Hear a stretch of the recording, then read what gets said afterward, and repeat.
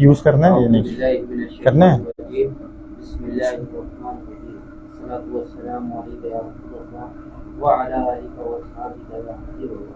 फैज़ान रमज़ान क़द्र इस्लाह माशरा के साथ हमारा दूसरा सेशन सवाल जवाब का शुरू हो जाता है और हमारे सामने हज़रत मुक़र्रिर हज़रत अल्लामा मौलाना वक़ार इसहाक़ सईदी साहब दामतुल बरकातुहू में आज तशरीफ़ फरमा चुके हैं और इनसे सवाल जवाब का सवाल करते हैं। अस्सलामु अलैकुम, कैसे हैं आप? वालेकुम सलाम व रहमतुल्लाहि व बरकातुहू। अल्लाह का करम है अला कुल्ली हाल। आज का हमारा सवाल ये है कि हुकूकुल इबाद किसे कहते हैं, ये क्या होता है? हुकूकुल इबाद नहमदु व नुसल्ली अला रसूलिहिल करीम अम्मा बाद फ़अऊज़ु बिल्लाहि मिनश शैतानिर रजीम बिस्मिल्लाहिर रहमानिर रहीम। बेसिकली तौर पे जो राइट्स हैं वो दो किस्म के हुकूक होते हैं। Number one rights of Allah, rights of God, and the other and the rights of people और राइट्स ऑफ ह्यूमन बीइंग। अल्लाह के हुकूक के मामला जो है वो इबादात से मुताल्लिक होते हैं और हुदूद से मुताल्लिक होते हैं, जबकि दूसरे मामलात जो होते हैं उसका ताल्लुक़ इंसान से होता है, जिसको हम हुकूकुल इबाद या ह्यूमन राइट्स भी कहते हैं। तो ह्यूमन राइट्स के अंदर अगर हम सबसे पहले जो प्रायोरिटी देखते हैं, जो प्रेफरेंस देखते हैं, जो सबसे पहला हक़ होता है वो अल्लाह तबारक व तआला के महबूब नबी करीम रऊफ़ुर रहीम सल्लल्लाहु अलैहि वसल्लम का हक़ूक़ होता है।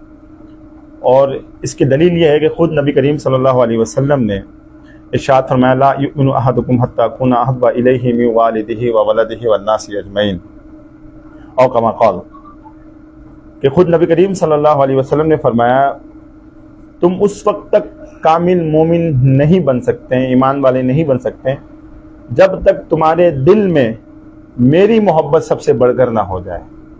यानी कि तुम्हारे वालिदैन से बढ़कर, व वलदिही तुम्हारे औलाद से बढ़कर, और तुम्हारे दीगर जो नास हैं, जो लोग हैं, दोस्त है, अहबाब है, रिश्तेदार हैं, भाई हैं, बहन हैं, इन सब से बढ़कर अगर तुम्हारे दिल में मेरे लिए मोहब्बत नहीं होगी तो तुम फिर कामिल ईमान वाले नहीं होंगे। तो फिर इस बात से इस्तदलाल करके ये बात वाज़ेह हो जाती है कि हुकूक कुल इबाद के अंदर जो सबसे पहला मर्तबा है, जो सबसे पहला दर्जा है, वो नबी करीम सल्लल्लाहु अलैहि वसल्लम का मर्तबा है। और हुकूक नबी करीम सल्लल्लाहु अलैहि वसल्लम के हुकूक को अदा करने का सबसे पहला तकादा यही है कि हम नबी करीम सल्लल्लाहु अलैहि वसल्लम सबसे बढ़कर मोहब्बत करें। और मोहब्बत का तकादा ये है कि नबी करीम सल्लल्लाहु अलैहि वसल्लम पे कसरत से दुरूद व सलाम पढ़ें। तो खुद नबी करीम सल्लल्लाहु अलैहि वसल्लम ने फरमाया कि जब आप मिंबर पे पहुंचने लगे, मिंबर पे पहला कदम रखा आपने, तो आपने कहा आमीन, फिर दूसरे मिंबर पे रखा फिर कहा आमीन, फिर तीसरे मिंबर पे रखा फिर कहा आमीन। सहाबा कराम ने ताज्जुब से देखा कि आज मामूल के खिलाफ नबी करीम सल्लल्लाहु अलैहि वसल्लम आमीन कह रहे हैं।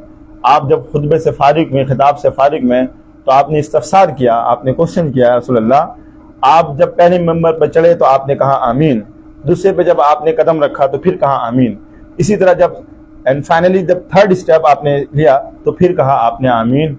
तो फिर नबी करीम सल्लल्लाहु अलैहि वसल्लम ने उनके सवाल का जवाब दिया, जब मैं पहले मिंबर पे कदम रख रहा था तो फिर जिब्राइल अमीन मेरे बारगाह में आए और कहा या रसूल अल्लाह उसके नाक आलूद हो जाए, यानी हलाक हो जाए वो शख्स जिसके सामने आपका जिक्र किया जाए और आप उस पर दुरूद सलाम ना पढ़ा जाए। ये सबसे पहला हक है, यानी वो शख्स हलाक हो जाए जो नबी के हक अदा ना करे, नबी पर दुरूद ना भेजे। तो इसी बात से इस्तदलाल किया गया है, हमारे फुकहा ने ये इस्तदलाल किया कि जिंदगी के अंदर कुरान मजीद की आयत भी दलील है इस बात पर, और इस बात पर टेस्टिफाई है, टेस्टिफाई करता है इस बात पर कि इन्नल्लाह व मलाइकतहु युसल्लूना अलन नबी, कि या अय्युहल्लज़ीना आमनु सल्लु अलैहि व सल्लिमु तस्लीमा, ए ईमान वालो अल्लाह और उसके फरिश्ते नबी करीम सल्लल्लाहु अलैहि वसल्लम पे दरूद भेजे, तुम भी दरूद भेजो। तो यहाँ पर जो अमर का सीगा है ये अगरचे इस्तेहबाबी तौर पर है, लेकिन इसको इस्तदलाल इस तरह किया जाता है कि जिंदगी में एक मर्तबा नबी का हक ये है कि नबी करीम सल्लल्लाहु अलैहि वसल्लम पे दरूद सलाम भेजा जाए। तो एक मर्तबा दरूद पढ़ना ये फर्ज है, और जिस मजलिस में हम जाएं अगर वहां पे नबी करीम सल्लल्लाहु अलैहि वसल्लम का जिक्र किया जाए तो उस मजलिस के अंदर एक मर्तबा पढ़ना वाजिब है, اور متعدد بار اور ریپیٹڈ ٹائم جو ہے نبی کریم صلی اللہ علیہ وسلم میں درود بھیجنا مستحب عمل قرار دیا گیا ہے. تو یہ نبی کا حق ہے اور اس سے کئی گنا حق ہے. اگر ہم اس کو بیان کریں تو وقت ہمیں جو ہے وہ ڈسکرائب، وقت ہمیں ریکوائرمنٹ ہوگی، اور وقت ظاہر ہے کہ ہر ایک ڈومین ہے، ہر اس کا ایک ٹائم پیریڈ ہوتا ہے. تو جو ہمیں گیون ٹائم دیا گیا اسی کے اندر ہم کوشش کریں گے تو جملہ حقوق جو ہے اس کو ہم بیان کریں. تو نبی کریم صلی اللہ علیہ وسلم کے حقوق میں یہ بھی شامل ہے کہ ہم آپ کے ہر سنت پہ عمل کریں. اور نبی کریم صلی اللہ علیہ وسلم کی سب سے پہلا حکم یہی ہے کہ آپ نے فرمایا کہ سب سے پہلے اول ما یحاسب به العبد یوم القیامہ الصلاۃ. نبی کریم صلی اللہ علیہ وسلم کا یہ فرمان آپ کے حکم کی تعمیل کے لیے آپ کی محبت کا تقاضا ہے اور آپ کے حقوق کا تقاضا ہے کہ نبی کے ہر قول پر عمل کیا جائے. تو آپ نے فرمایا قیامت کے دن جو سب سے پہلے سوال کیا جائے گا وہ نماز سے متعلق سوال کیا جائے گا. تو ہم اگر نبی کا حقوق ادا کرنا چاہتے ہیں تو نبی کے ہر سنت پر، ہر حکم پر آپ کی پیروی اور آپ کے حکم کی بجا آوری کے لیے کوشاں رہیں، تک پھر جا کے نبی کریم صلی اللہ علیہ وسلم کے جو حقوق ہیں وہ ہم ادا کر پائیں گے. ورنہ پھر ہم نبی کریم صلی اللہ علیہ وسلم سے صرف زبانی کلامی کہنے سے ہم عاشق رسول نہیں ہو سکتے ہیں. جو لوگ کہتے ہیں ہم سر کٹانے کے لیے تو تیار ہیں، لیکن خدا را ان پہ ہم یہ دیکھتے ہیں سر کٹانے کے دعویٰ تو کرتے ہیں لیکن سر جھکانے کے لیے تیار نہیں ہیں. تو نبی کریم صلی اللہ علیہ وسلم کا حق یہی ہے کہ ہم ان کے ہر سنت پہ بجا لائیں، ہر سنت کو ہم اپنی زندگی میں ہم لاہ عمل طے کریں. یہ تو سب سے پہلے تھا حقوق العباد کے اندر نبی کریم صلی اللہ علیہ وسلم کا حق. لیکن اللہ تبارک و تعالیٰ پھر خود ارشاد فرماتا ہے وَقَضَىٰ رَبُّكَ أَلَّا تَعْبُدُوا إِلَّا إِيَّاهُ وَبِالْوَالِدَيْنِ إِحْسَانًا إِمَّا يَبْلُغَنَّ عِندَكَ الْكِبَرَ أَحَدُهُمَا أَوْ كِلَاهُمَا فَلَا تَقُل لَّهُمَا أُفٍّ وَلَا تَنْهَرْهُمَا وَقُل لَّهُمَا قَوْلًا كَرِيمًا وَاخْفِضْ لَهُمَا جَنَاحَ الذِّلِّ مِن رَّحْمَتِكَ وَقُل رَّبِّ ارْحَمْهُمَا كَمَا رَبَّيَانِي صَغِيرًا.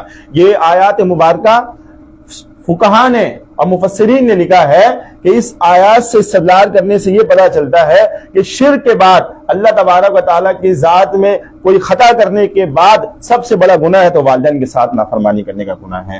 تو سب سے زیادہ جو حقدار ہیں ہمارے حقوق العباد کے اندر وہ ہمارے والدین ہیں، وہ ہمارے والدین. اور اس بات کی دلیل اس بات سے بھی مل سکتی ہے ہمیں کہ جب صحابہ اکرام نے پوچھا کہ یا رسول اللہ ہم اللہ کی راہ پہ مال خیرات صدقہ کرنا چاہتے ہیں، ہم ڈونیٹ کرنا چاہتے ہیں، یا رسول اللہ وہ ہمارا سب سے بہترین ڈونیٹ کیا رہے گا؟ تو دیکھیں اس سوال پر صحابہ کرام کا یہ سوال اور نبی کریم صلی اللہ علیہ وسلم کے جواب دینے کے لیے خود اللہ تبارک و تعالیٰ جبرائیل امین کو بھیج دیتا ہے اور قرآن کی آیت نازل فرما دیتا ہے اور کہتا ہے یسألونک ماذا ينفقون قل ما انفقتم من خیر فللوالدین والاقربین والیتامى والمساکین وابن السبیل. فرمایا اگر تم اللہ کی بارگاہ میں بہترین صدقہ کرنا چاہتے ہو تو فللوالدین، سب سے بہترین صدقہ ہے کہ اپنے والدین کو تم خرچ کرو. سب سے بہترین صدقہ ہے تو اپنے والدین کے بارگاہ میں تم تحفہ لے کر جاؤ، ان کی ضروریات کو پوری کرو. آپ بتائیں اس زمانے میں ہم والدین کے ساتھ ہمارے اس زمانے کے اندر کیا معاملات ہو رہے ہیں، کیا چیزیں ہو رہی ہیں؟ کیا جو والدین ہمیں پڑھا لکھا کر اتنے قابل بنایا، اور اگر ہم دیکھیں چائلڈ بورن کے اندر جب پیدائش کے وقت اگر ہم دیکھیں تو یہی والدین جو ہمارے بیماری سے بچنے کے لیے، ہماری صحت کا خیال رکھنے کے لیے ہمیں اپنی جگہ پر سلا کر، اور وہ جو ہم پیشاب کر دیا کرتے تھے، آج تو ڈائپر کا زمانہ ہے، آج تو پیمپر کا زمانہ ہے، آج تو لنگوٹ کا زمانہ بھی نہیں رہا، آج تو بڑے سیفٹیاں آ گئی ہیں. اس زمانے میں یاد کریں جب چیزیں نہیں ہوتی تھیں، جب پریکاشن کی چیزیں نہیں ہوتی تھی، پروٹیکشن کی چیزیں نہیں ہوتی تھی، اور لنگوٹ پہن کر ہم سویا کرتے تھے، پیشاب ہو جایا کرتا تھا، تو پھر والدین ہمیں اس پیشاب کی جگہ سے اٹھا کر اپنی خود جگہ میں سلا دیا کرتے تھے، خود اسی جگہ پہ سویا کرتے تھے. کہیں میری اولاد کو ٹھنڈ نہ لگ جائے، کہیں میری اولاد بیمار نہ ہو جائے، کہیں میرے اولاد کو پریشانی نہ ہو جائے. اس کی خاطر وہ والدین پوری رات جاگا کرتے تھے کہ میری اولاد اٹھ کر مجھ سے دودھ طلب کریں، میری اولاد اٹھ کر مجھ سے پانی طلب کریں. تو یہ والدین جو بچپن میں ہمارے لیے اتنا کچھ کوشش کیا کرتی تھی، اگر آج ہم بڑے ہو کر ہم یہ دعویٰ کریں کہ میں ہی ان کا بیٹا ہوں، وہ بھی تو ان کا بیٹا بیٹا ہے وہ کیوں نہیں خیال کرتا؟ لیکن ماں باپ کبھی یہ نہیں کہتے تھے یہ میرا بیٹا ہے میں اس کو تو آج چیز دوں گا، یہ میرا بیٹا ہے نہیں ہے میں اس کو چیز دے دوں گا۔ وہ ہر اپنی اولاد کو ایک نظر سے دیکھا کرتے تھے، وہ اس کو وہی چیزیں دیا کرتے تھے جو چھوٹے کو دیتے تھے، جو چھوٹے کو دیتے تھے وہی بڑے کو دیا کرتے تھے۔ بس یہی ایک سمجھ میں آ گئی بات کہ والدین کا حق ہم کبھی ادا نہیں کر سکتے، تو بس اگر حق ادا نہیں کر سکتے تو والدین کو جن چیزوں کی ضرورت ہے واٹ ایور ریکوائرڈ، جو کچھ بھی ضرورت ہے تو ہمیں چاہیے ان کی ضرورت کو زبان کھلنے سے پہلے ان کو ہم پورا کر دیں، لیکن جتنی استطاعت ہے اتنے ہی کر سکتا ہے۔ اس کے لیے پوری کرنے کے لیے کوئی حرام کام نہیں کرے، کوئی غلط کام نہیں کرے۔ اور اگر دیگر دیکھا جائے تو والدین وہ ہستی ہے، اگر ہم دیکھیں تو وہ ہمارے ضروریات کو آج بھی دیکھتے ہوئے ادھر ادھر سے انتظام کر کے اگر ہم پریشان ہوں تو آج بھی ہمیں ضروریات کو پوری کر دیتے ہیں۔ ہمارے بچے کو اگر بیمار ہو جائے تو ہمارے بچے کی دوائی کے لیے ادھر ادھر سے پیسے جمع کر کے وہ دوائی لینے چلے جاتے ہیں، لیکن آج ہم دیکھیں ہمارے والدین بیمار ہوں تو ہم ان کو دوائی تک نہیں دلاتے ہیں۔ آج ہمارے والدین ہوں تو ہمیں ان کو پھل لے کر نہیں جایا کرتے ہیں۔ آج ہمارے والدین کو کہیں جانا ہو تو ہم ان کو ڈراپ نہیں کیا کرتے ہیں۔ اگر بیٹی کیا جانا ہو تو ہمیں بائک پہ نہیں چھوڑتے ہیں۔ کیوں؟ کیونکہ ہم اپنے حقوق کو نہیں پہچانتے، ہم حقوق العباد ادا نہیں کر رہے ہیں۔ یہ ہماری کوتاہی ہے، یہ ہماری غلط فہمی ہے۔ معاشرے کو سدھارنا ہے تو پھر ہمیں اسلامی تعلیمات ہمیں دینا ہوگا۔ آج اسکولوں کے اندر، یونیورسٹیز کے اندر، کالجز کے اندر فزکس، میتھ، کیمسٹری، بایولوجی اور سب چیزیں سکھائی جا رہی ہیں، لیکن نہیں سکھائی جا رہی تو فلا تقل لهما اف ولا تنهرهما، یہ نہیں سکھایا جا رہا۔ والدین کے ساتھ کس طرح رہنا یہ نہیں سکھایا جا رہا۔ اور فرمایا کہ وَاخْفِضْ لَهُمَا جَنَاحَ الذِّلِّ، فرمایا کہ جب تمہارے والدین بیمار ہو جائیں ان میں سے کوئی بھی ایک تو پھر اپنے بازو کو جھکا دو اور پھر ان سے کہو وَقُلْ رَبِّ ارْحَمْهُمَا كَمَا رَبَّيَانِي صَغِيرًا، وہ کہو کہ یہ میرے والدین پہ تو یا اللہ اس طرح رحم فرما جس طرح بچپن پہ یہ رحم فرمایا کرتے تھے۔ جب اولاد اپنے والدین کے لیے اگر اس طرح اگر دعا کریں گی تو بتائیں پھر والدین کا کیا دل خوش ہو جائے گا، وہ اس کی ضروریات کو کس طرح پوری کریں گے۔ اور والدین اس کے لیے بھی دعا کریں گے جب اولاد اپنے والدین کے لیے دعا کریں گے۔ تو ہمیں چاہیے کہ ہم ان چیزوں کو مد نظر رکھتے ہوئے اپنے والدین کے ساتھ ہم ان کی ضروریات کو پوری کریں، ان کا حقوق ادا کریں، ان کے بچوں کے ساتھ ہم خیر خواہی کریں، ان کی بیٹیاں ہیں، ان کے بیٹے یعنی آپ کے جو بھائی ہیں، آپ کی جو بہنیں ہیں، ان سے صلح رحمی کا کام بھی کریں۔ جب تک ہم یہ حقوق ادا نہیں کریں گے تو معاشرے میں کوئی امن نہیں ہوگا، معاشرے میں امن نہیں ہوگا، اسی طرح ہم پریشانی کا شکار رہتے رہیں گے۔ حضرت یہ سوال تو ہمارا سوشل میڈیا سے آیا تھا کہ ماں باپ کا حقوق، تو ماشاء اللہ سے آپ نے پہلے اس کو بتا دیا گیا ہے، آپ نے فرما دیا ہے۔ اور ماشاء اللہ سے دوسرا سوشل میڈیا سے سوال یہ ہے واٹس ایپ اور فیس بک کے ذریعے سے کہ بچوں کو کس طرح پالا جائے، مطلب کہ پالا جائے کہ اسکول میں پڑھاتے ہیں، آج کے اسکول کے ماحول کتنے خراب ہو چکے ہیں، تو اس کے حوالے سے فرما دیں۔ یہ جو سوال ہے اصل میں یہ ہماری تربیتی نشست کا ایک سوال ہے، اور اس میں جو ہے کئی چیزیں فیکٹر اور کئی عوامل اس کے اندر جو ہے نا داخل ہیں۔ ہر والدین کی خواہش یہی ہوتی ہے کہ اپنے بچوں کی صحیح تربیت کریں، اور جو میری پرسنل ایکسپیرینس وہ یہی ہے کہ والدین جتنی تعلیم حاصل کرتے ہیں تو ان کی خواہش یہ ہوتی ہے کہ اولاد اس سے زیادہ تعلیم حاصل کرے۔ اگر والد انٹر پاس ہے تو والد کی یہ خواہش ہوتی ہے کہ میری اولاد گریجویشن کرے، بی ایس سی کرے، بی کام کرے، بی اے کرے، بیچلر کریں۔ اور اگر والدین اگر بیچلر ہوتے ہیں تو وہ یہ خواہش کرتے ہیں کہ میری اولاد ایٹ لیسٹ ماسٹر ضرور کریں، چاہے وہ فزکس میں کریں، چاہے وہ کیمسٹری میں کریں، چاہے وہ ڈاکٹر بنے، وہ انجینئر بنے، ٹھیک ہے، کیا ایم بی اے کریں یا بی بی اے فائنانس کریں، وٹ ایور جو بھی ایڈمنسٹریٹو ڈپارٹمنٹ ہے یا کسی بھی ایجوکیشن کے اندر ڈپارٹمنٹ کے اندر وہ ہائی کوالیفیکیشن حاصل کریں۔ تو والدین تو چاہتے ہی ہیں کہ وہ اپنی اولاد کو صحیح تربیت دے، لیکن مسئلہ یہ ہے کہ والدین جو ہے وہ چاہتے ضرور ہے، لیکن چاہنے کے ساتھ وہ جس طرح ریکوائرڈ جو ہے وہ ایفرٹ نہیں کرتے ہیں، ریکوائرڈ جو کوششیں ہیں وہ کوشش نہیں کرتے ہیں۔ وہ یہ سمجھتے ہیں کہ ہم نے اپنے بچوں کو مدرسے میں ڈال دیا، ہم نے اپنے بچوں کو اسکول میں ڈال دیا، ہم نے اپنے بچوں کو کالج میں ڈال دیا، اپنے بچوں کے یونیورسٹی میں ڈال دیا تو ہماری ذمہ داری پوری ہو گئی۔ نہیں، ذمہ داری تب پوری ہوگی جب آپ اپنے بچوں کو قرآن کی تعلیم کے ساتھ ساتھ تربیت کریں۔ کیا کریں؟ تربیت تعلیم کے ساتھ ساتھ کیا کریں؟ تربیت کریں. تربیت کیا ہے؟ تربیت کے لیے ایک بہت اچھا ایک مثال دے رہا ہوں.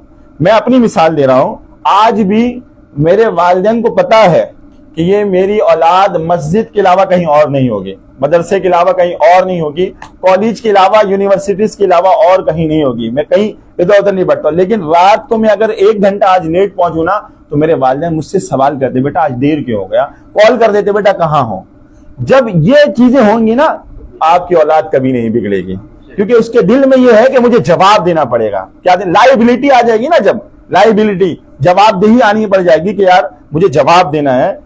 والدین اگر پوچھ لیں گے تو میں کیا کہوں گا, تو بس دوبارہ بھی جو ہے وہ کہیں بے راہ روی کا شکار نہیں ہوگا, کوئی وہ غلط چکروں میں نہیں جائے گا. اور اس کے لیے یہی ہے کہ والدین چیک کریں, چیک اینڈ بیلنس کریں, اکاؤنٹیبلٹی کریں کہ میری اولاد جو ہے, میری اولاد وہ کس گیدرنگ میں بیٹھ رہی ہے, اس کی کمپنی کیا ہے, اس کی صحبت کیا ہے, اس کا ماحول کیا ہے, اس کا انوائرمنٹ کیا ہے. جب تک والدین ان چیزوں کو کنسیڈر نہیں کرے گی اولاد کی پرورش صحیح معنوں میں نہیں ہو پائے گی. کیونکہ صحبت سہلے کنن سہلے ترت, صحبت طالے کنن طالے ترت. یا ایھا الذین آمنوا اتقوا اللہ وکونوا مع الصادقین. جب تک اللہ نے یہ فرما دیا کہ اے ایمان والو اللہ سے ڈرو اور نیک لوگوں کی صحبت اختیار کرو, تو صحبت کا اثر جو ہے یہ آپ کی پرورش میں, تربیت میں بہت زیادہ امپیکٹ کر رہا ہوتا ہے. میں آپ کو ایک مثال دیتا ہوں کہ آپ اگر کسی عطر کی دکان میں بیٹھ جائیں, پرفیوم کی دکان میں بیٹھ جائیں, خوشبو کی دکان میں بیٹھ جائیں, آپ کچھ بھی نہیں کریں, انویلنگلی, ان انٹینشنلی, غیر دانستہ طور پر آپ وہاں بیٹھیں گے تو ہواؤں کی لہریں سے آپ کے کپڑوں کو بھی معطر کرتے ہوئے چلے جائے گی. وہاں بیٹھنے سے آپ کے کپڑوں سے بھی کیا آئے گی؟ خوشبو آئے گی. اور اگر آپ کسی قصاب کی دکان چلے جائیں, کسی باچر کی دکان چلے جائیں, کسی چکن سینٹر میں چلے جائیں اور سامنے کھڑے ہو, نہ چاہ کر بھی آپ کو 1-2 ڈراپ چھینٹے آئے جائیں گے. تو آپ جس صحبت میں رہیں گے وہی آپ کے اندر وہی چیزیں کنورٹ ہوں گی, وہی تاثر آپ کے اندر, وہی اثرات آپ کے اندر پائے جائیں گے. تو بس اس سے واضح ہو گیا کہ اگر والدین اچھی تربیت کرنا چاہتے ہیں تو سب سے پہلے انسٹیٹیوٹ کا انتخاب کریں کہ آپ کس انسٹیٹیوٹ کے اندر آپ داخل کرا رہے ہیں, کیا کون سا مدرسہ ہے, کیسا اسکول ہے, کیسا یونیورسٹیز ہیں, وہاں کے انوائرمنٹ کیا ہے, وہاں کی لوکیلٹی کیا ہے, وہاں کے لوگ کیسے ہیں. ان چیزوں کو جب آپ فیکٹر کو آپ کنسیڈر کریں گے تو پھر تعلیم بھی اچھی ہو جائے گی, اور چیک اینڈ بیلنس کریں گے, اور غلط کام کے لیے جو ہے ٹو ان دا بڈ کریں گے, برے کام کو پہلے ہی شروع ہوتے ہی آپ اس کو ختم کریں گے, تو آپ کے بچوں کی تربیت بھی اچھی ہو جائے گی اور معاشرے کے اندر وہ ایک باوقار شخص بن کے ابھر جائے گا. اور اس کے ساتھ بھی کئی مثالیں میں آپ کو دے رہا ہوں کہ ہمارے ایک محترم ہیں, ہمارے کیا نام ہے, محتمین بھی رہ چکے ہیں, انہوں نے مجھ سے کہا کہ میں بچپن میں راستے سے ایک پرس پڑی ہوئی تھی, پرس پڑا ہوا تھا, اس پرس کو میں نے اٹھا لیا اور اپنے پاس رکھ لیا, والدین کو دیا, تو والدین جو تھی ان کی والدہ, ان نے ناراضگی کا اظہار اس طرح کیا کہ 1 ہفتہ تک ان سے بات نہیں کی. آپ بتائیں اولاد پر کیا بیتے گی کہ والدین کیا تربیت ہے, کیا کمال کا ایک جو ہے سائیکولوجی ہے, مینٹلٹی ہے کہ جب والدہ جو اپنے بچوں کو 1 لمحہ اپنے سینے سے جدا نہیں کر پاتی ہے تربیت کے لیے کہ راستے سے پڑی ہوئی چیز کو کیوں اٹھایا تم نے. راستے سے, اس کو لقطہ کہتے ہیں ہمارے زمان میں, ہمارے اصطلاح میں لقطہ کہا تھا. لقطے کا حکم بڑا سخت ہے. راستے سے پڑی ہوئی چیز کو اٹھانے پہ اس طرح ناراضگی کا اظہار کیا کہ 1 ہفتہ تک ان سے بات نہیں کیا, کھانا تک نہیں دیا, اپنے دوسرے بیٹے کو دیتے تھے کہ جاؤ کھانا دے کر آؤ. تو بتایا جب والدہ یہ سلوک کرے گی اپنے اولاد کے ساتھ تو اولاد کبھی جو پڑی ہوئی چیز اٹھانے کے لیے وہ اتنا سختی کرے تو کیا اس معاشرے کے اندر چوری کا تصور ہو سکتا ہے کبھی؟ جو لقطے کا حکم جس معاشرے کے اندر, جس اسلام کے اندر لقطے کا حکم اتنا سخت ہو, اس معاشرے کے اندر چوری کا تصور کہاں سے آ گیا؟ اس معاشرے کے اندر اسنیچنگ کا تصور کہاں سے آ گیا؟ اس سوسائٹی کے اندر رابری کا تصور کہاں سے آ گیا؟ اس علاقے کے اندر, اس معاشرے کے اندر وہ ڈکیتی کا تصور کہاں سے آ گیا؟ موبائل اسنیچنگ کا تصور کہاں گیا جہاں لقطے کا حکم اتنا سخت ہے؟ آج تو ہم کہتے ہیں پایا پایا بھون کے کھایا. یہ تربیت نہیں ہے, یہ تربیت یہ ہمارے یہاں نہیں چل رہی کہ لقطہ جو ہے اس کا حکم بہت سخت ہے. جب یہ ہم اپنے بچوں کو یہ تربیت دیں گے اور یہ ہم ان کو ایجوکیٹ کریں گے تو پھر معاشرے خود بخود آٹومیٹکلی اور الٹیمیٹلی جو ہے وہ خود بخود معاشرے سے یہ برائیاں ختم ہو جائیں گی، یہ چوریاں، یہ ڈکیٹیاں، یہ رابری، یہ اسنیچنگ سب ختم ہو جائے گا، کیونکہ بچے کے مینٹل کے اندر یہ ہے کہ راستے سے پڑی ہوئی چیز کو بھی اٹھانا جائز نہیں ہے۔ اللہ تبارک و تعالی ہم سب کو اپنے معاشرے کی اصلاح کرنے کی توفیق عطا فرمائے۔ ایک سوال اور سوشل میڈیا کی طرف سے آیا ہے کہ ہمیں معاشرے میں کس طرح رہنا چاہیے، ہمارا حال کیا ہونا چاہیے؟ معاشرے میں جو اصول اسلام نے بتا دیے ہیں، اگر ہم اس اصول پر چلیں، اس پرنسپل پر چلیں، تو ڈیفینیٹلی جو ہے ہم جس اصول پر چلنا چاہیے تھا وہی اصول پر ہم چل سکیں گے۔ کس طرح چلنا چاہیے؟ آج دیکھ لیں، آج ہم کرپشن کہتے ہیں، کرپشن کہتے ہیں، لیکن کرپشن اصل میں یہ انیشیٹ کہاں سے ہو رہا ہے، آغاز کہاں سے ہو رہا ہے، اس کو دیکھنا پڑے گا ہمیں کیسے چلنا چاہیے۔ آج ہم کہتے ہیں نا فلاں گورنمنٹ کے پرسن نے کرپشن کر دیا، بے شک انہوں نے کیا ہوگا اور ممکن ہے ثابت بھی ہو گیا، کئی لوگ جو ہے وہ مجرم بھی ثابت ہو گئے، لیکن بیسکلی کرپشن کرنے والا کون، اور ہم معاشرے میں کیسے جی رہے ہیں؟ آپ مجھے بتائیں، آج ٹریفک جو جام ہے، یہ یہاں سے آپ دیکھ لیں، صدر سے دیکھ لیں یا بورڈ آفس دیکھ لیں، یا یہ نارتھ کے اندر دیکھ لیں، یہ سخی حسن والا روڈ، یا کریم آباد والا روڈ ہے، یہ ٹریفک جو جام ہے یہ کیوں جام ہے؟ اس کرپشن کرنے والا، جب پتھارے والے اور یہ ٹھیلے والے جب روڈوں کو آ کے بلاک کر دیں گے اور پان کے کیبن والے روڈ فٹ پاتھ پر لگا دیں گے، تو بتائیں، جب روڈ ہمارے یہاں آلریڈی اتنا وہ نیرو ہے اور اتنا چوڑی روڈ تو نہیں ہے ہمارے یہاں، اس کے باوجود جب 4 فٹ یا 8 فٹ کے جو ہے وہ پتھارے لگا دیے جائیں تو ٹریفک کا پریشر پیچھے اور مزید بڑھ جائے گا۔ تو یہ صدر ہے یا یہ جو موسٹ پاپولیٹڈ ایریا ہے، یہاں پر جو ٹریفک جام ہونے کی وجہ یہی ہے کہ ہم جو ہے روڈوں پر پتھارے لگا دیے، روڈوں پر ہم نے ٹھیلے لگا دیے۔ ہم ہیں تو بڑے، مطلب ہم کہتے ہیں کہ ہم بڑے عوام ہیں، ہم غریب ہیں، ہم کہاں جائیں گے، لیکن اس کا امپیکٹ نہیں دیکھ رہے کہ اس کا امپیکٹ ٹریفک جام ہو رہا ہے، جس کی وجہ سے ایکسیڈنٹ ہو رہے ہیں، اور ایکسیڈنٹ کرنے والا کون ہے؟ ہم جیسے افراد عام ہیں۔ اور آپ دیکھ لیں، آج فی زمانہ دیکھ لیں، ہم ایک دوسرے کا خیال نہیں کر رہے ہیں، ہم پڑوس کا خیال نہیں کر رہے۔ آپ دیکھیں ابھی جو گیس کی لوڈ شیڈنگ ہو رہی ہے، جس کی وجہ سے جو ہے آپ دیکھ لیں لوگوں نے ایک ڈیوائس خرید لیا ہے، مشین خرید لیا، سکر مشین ہے یا جو مشین ایسی آئی جو سک کرتی ہے مشین۔ آپ مجھے بتائیں یہ لگانے والا کون ہے؟ یہ شرعی طور پہ بھی ناجائز ہے اور اخلاقی طور پہ بھی ناجائز ہے اور قانونی طور پہ بھی ناجائز ہے، لیکن اس کے باوجود ہم کیا کر رہے ہیں؟ یہ لگا رہے ہیں۔ اس سے ہوتا کیا ہے؟ جس گلی میں یہ مشین لگائی جاتی ہے اس کے ارد گرد کے جتنی گیسیں ہوتی ہیں سب ختم ہو جاتی ہیں، وہ ساری گیسیں کھلے۔ تو یہ کون کر رہا ہے؟ کرپشن کرنے والا کون ہے؟ یہ عوام ہے، ہم خود ہیں۔ ہاں ٹھیک ہے، گورنمنٹ کی ذمہ داری ہے کہ گورنمنٹ جو ہے وہ عوام کو سہولت پرووائڈ کرے، وہ گیس جو ہے پرووائڈ کریں۔ اب اس کے اندر کیا فیکٹر ہے، کیا ریزن ہے، یہ گورنمنٹ والے سمجھتے ہیں یا جو لوگ اس کے ماہرین ہیں۔ گیس کی لوڈ شیڈنگ، حالانکہ سردی میں کہتے تھے گیس کا پریشر کم ہو جاتا ہے، لیکن آج تو گرمی ہے، لیکن پریشر پھر بھی جو ہے وہ وہی کم نہیں ہے۔ اب کیا معاملات ہیں، نہیں معاملات ہیں، یہ گورنمنٹ کے بندے جانتے ہیں، لیکن میں یہ کہتا ہوں کہ گورنمنٹ بھی اپنی ذمہ داری پوری کرے اور عوام کو بھی چاہیے کہ وہ اپنے اڑوس پڑوس کا خیال رکھے۔ پانی آپ دیکھ لیں، پانی جب آتا ہے تو پانی کس طرح ہم فراوانی سے ضائع کر رہے ہوتے ہیں، راستے میں پانی کس طرح بہہ رہا ہوتا ہے، ہم ان چیزوں کو کنسیڈر نہیں کرتے، جبکہ پڑوسی کا حقوق اتنا ہے۔ آپ بتائیں، صحابہ اکرام نے پوچھا یا رسول اللہ، جب صحابہ اکرام پڑوسی کے حقوق گنانے شروع کیے تو انہوں نے کہا یا رسول اللہ ہمیں اندیشہ ہو گیا کہ کہیں آپ وراثت میں بھی پڑوسی کو حقدار نہ ٹھہرا دیں۔ تو پڑوسی کے اتنے معاملات ہیں، اور ہماری سب سے زیادہ اگر انبن ہو اور ہماری سب سے زیادہ جو ہے وہ لغزشیں ہوں اور ایک ناچاکیاں ہو تو وہ پڑوسی سے ہوتی ہے۔ ہمیں چاہیے کہ ہم اپنے پڑوسی کا خیال رکھیں، پڑوسی کے حقوق ادا کریں، پڑوسی سے محبت ملنساری سے ملیں، اور معاشرے کے اندر ہمیں مل جل کے رہنا چاہیے۔ اور اگر کوئی ایسی معاملات، ایسے امور پیش ہو جائیں جس سے ہمیں ناگوار ہو تو ہمیں تحمل سے کام لینا چاہیے، عفو و درگزر سے کام لینا چاہیے۔ اللہ تبارک و تعالی ہم سب کے خطاؤں گناہوں کو لغزشوں کو معاف عطا فرمائے۔ ماشاءاللہ۔ ایک سوال اور ہے کہ معاشرے میں حقوق العبادت سے کیا کیا فائدہ ہوتا ہے؟ حقوق العباد سے کیا فائدہ ہوتا ہے؟ دیکھیں، اصل میں چیزیں ریٹرن ہوتی ہیں۔ کیا ہوتی ہیں؟ اس کو کہتے ہیں as you sow so shall you reap, جیسا آپ کرو گے ویسے ہی آپ پاؤ گے۔ ایک بہت پہلے ایک بہت مشہور ایک واقعہ پیش آیا، وہ یہ پیش آیا کہ میڈیکل کالج کے اندر ایگزام کنڈکٹ کیا جا رہا تھا، تو اس کے اندر ایک شخص جو تھا وہ چیٹنگ کر رہا تھا، وہ نقل کر رہا تھا.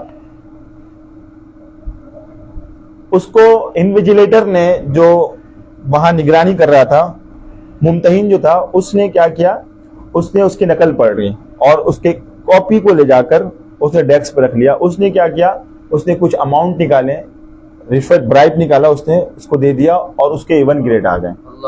کیا آ گئے آپ کو بتائیں؟ ایز یو سا سو شیل یو بی، یعنی ٹٹ فور ٹیٹ کی بات بتا رہا ہوں کہ اس کا امپیکٹ کیا ہوا.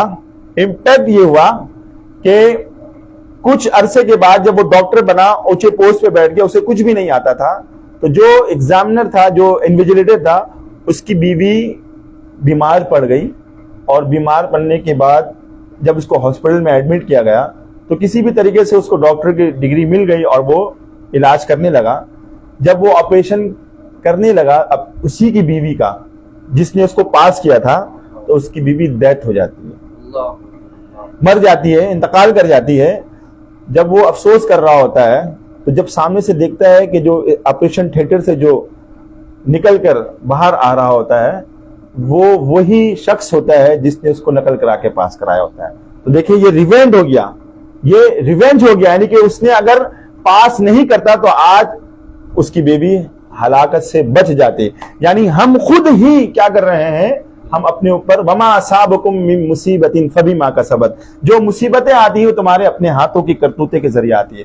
آج ہم نقل کر کے اس بچوں کو پاس تو کر رہے ہیں، لیکن ہم یہ نہیں سوچ رہے ہیں کہ آج ہم بچوں کو میٹرک کے امتحان میں نقل کرا رہے ہیں، نقل کرا کر یہ ہم انہیں ٹرین کر رہے ہیں کہ بیٹا کرپشن کیسے کرنا یہاں سے تم سیکھ لو. تو یہی بچے جب جاتے ہیں گورنمنٹ ادارے کے اندر، یہی بچے جاتے ہیں جب پولیس اسٹیشن کے اندر، یہی بچے جاتے ہیں جب ڈی سی آفس کے اندر، یہی بچے جاتے ہیں جب سیوک سینٹر کے اندر، یہی بچے جاتے ہیں جب بیورو کے اندر، یہی بچے جاتے ہیں جب عدالت کے اندر، یہی بچے جاتے ہیں جب ڈفرنٹ ڈپارٹمنٹ کے اندر جو قانون نافذ کرنے والے ادارے ہیں، یا فوڈ انسپیکشن ادارے ہیں، یا فوڈ اتھارٹی ادارے ہیں. تو پھر یہی جو نقل کر کے جاتے ہیں تو بچپن سے ہی ان کے مائنڈ میں ہوتا ہے کہ ہمیں کرپشن کیسے کرنا ہے، پھر یہی جا کے ہمیں ہی نقصان پہنچا رہے ہوتے ہیں، ہم ہی ان کو نقل کر کے بھیج رہے ہوتے ہیں، اور یہی ہمیں انڈائریکٹلی جو ہمیں نقصان پہنچا رہے ہوتے ہیں. تو ہمیں اپنے نسلوں کو نقل سے آزاد کرانا ہے، کرپشن سے آزاد کرانے کے لیے حقوق العباد کا یہی سب سے بڑا حق یہی ہے کہ ہم اپنے بچوں کو صحیح تعلیم دیں. آج ہو کیا رہا ہے، استاد کرپشن کر رہے ہیں، استاد اپنے شاگردوں کا حق مار رہے ہیں. وہ کالج نہیں جا رہے، وہ یونیورسٹی نہیں جا رہے ہیں تو کلاسز کنڈکٹ نہیں کر رہے ہیں. تو کیا یہ اسٹوڈنٹ کا حق نہیں ہے؟ تو اسٹوڈنٹ جاتے ہیں اور یہی کہتے ہیں کہ ہم جب بھی جاتے ہیں کلاسز کنڈکٹ نہیں ہوتی، تو یہ ان کا حقوق پامال ہو رہا ہے، یہ ان کے حقوق کو چھینا جا رہا ہے. جب اسکول، یونیورسٹیز، کالج سے ہی جب وہاں سے ہی حقوق پامال ہوں گے تو پھر آگے ڈپارٹمنٹ میں جا کے یہی نتیجہ ہوگا کہ ہم لوگوں کو فائدہ نہیں پہنچائیں گے. آج ہم جب اسکول جاتے ہیں تو ہمیں کیا ٹرین کیا جاتا ہے کہ تمہیں یہ امتحان پاس کر لو، تمہیں جاب مل جائے گی، تمہیں اتنے پیسے مل جائیں گے، تمہیں اتنی نوکریاں مل جائیں گی.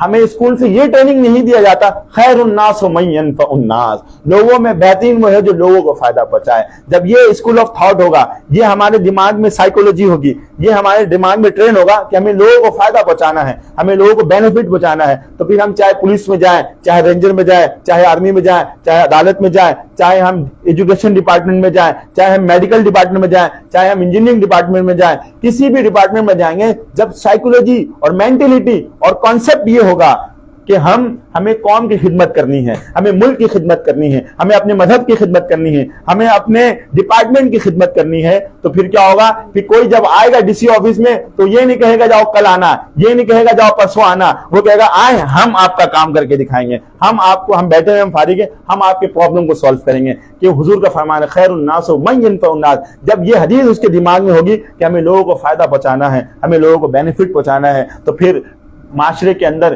ایک دوسرے کی خیر خواہی کے لیے ہر کوئی آگے ہو جائے گا، اور جب ہر کوئی آگے ہو جائے گا تو معاشرہ امن کا گہوارہ بن جائے گا. لوگ ایک دوسرے کے حقوق کی پاسداری کریں گے، حقوق کی پامالی سے لوگ دور ہو جائیں گے، اور معاشرے کے اندر ایک دوسرے سے محبت اور امن قائم ہو جائے گی. ماشاءاللہ حضرت، ماشاءاللہ بہت عمدہ اور بہت جواب دیا ہے آپ نے. اللہ آپ کے علم اور عمر میں برکت عطا فرمائے. آمین. اور اسی کے ساتھ ہمارا سیشن آج کا سیشن ختم ہوتا ہے اور انشاءاللہ کل یا پرسوں کل نئے عنوان سے حاضر ہوں. السلام علیکم ورحمۃ اللہ وبرکاتہ.